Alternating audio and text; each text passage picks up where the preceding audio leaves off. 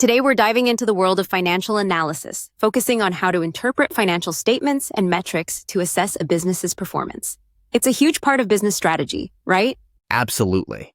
Financial statements, especially the balance sheet and income statement, give you a clear picture of a company's financial health. But it's not just about the numbers.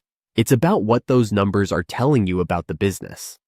Exactly. So when we talk about the balance sheet, for example, we see assets, liabilities, and equity. But how do we interpret this information? What's the first thing you look for? I always start with the liquidity position. The current assets versus current liabilities ratio tells me how easily the company can cover short-term obligations.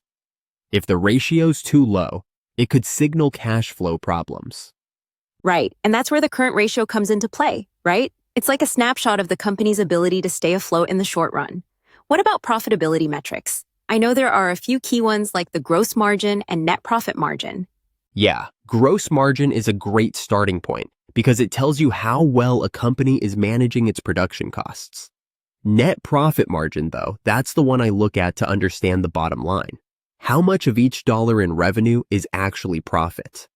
So gross margin is kind of like the first filter, and net profit margin gives the real bottom line.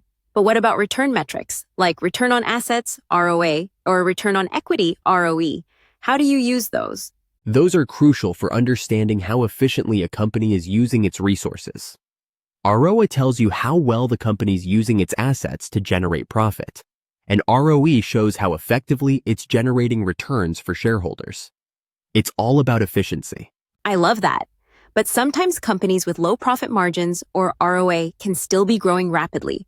So, is it fair to say growth potential is just as important as these traditional metrics? Totally.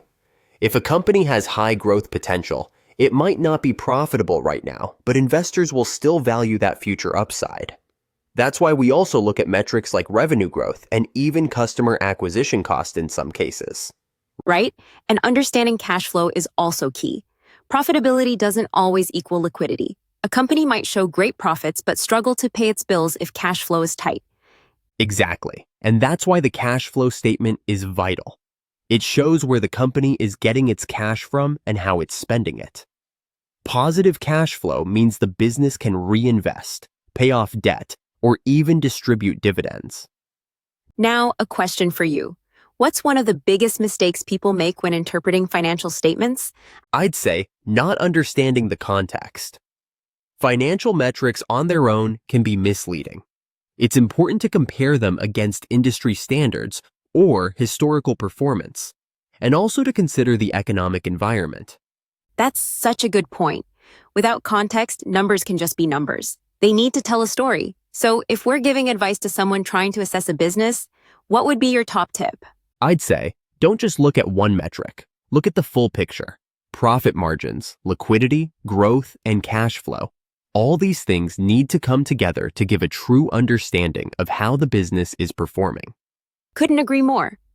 And of course, it's always helpful to have a bit of patience and dig deeper if something doesn't add up right away. Financial analysis isn't always straightforward. No doubt. And that's the beauty of it. There's always more beneath the surface if you're willing to dig. Absolutely. Well, that's all we've got time for today, folks. Hopefully, this helps demystify financial statements for you. Thanks for listening. And remember, don't just look at the numbers, understand the story behind them.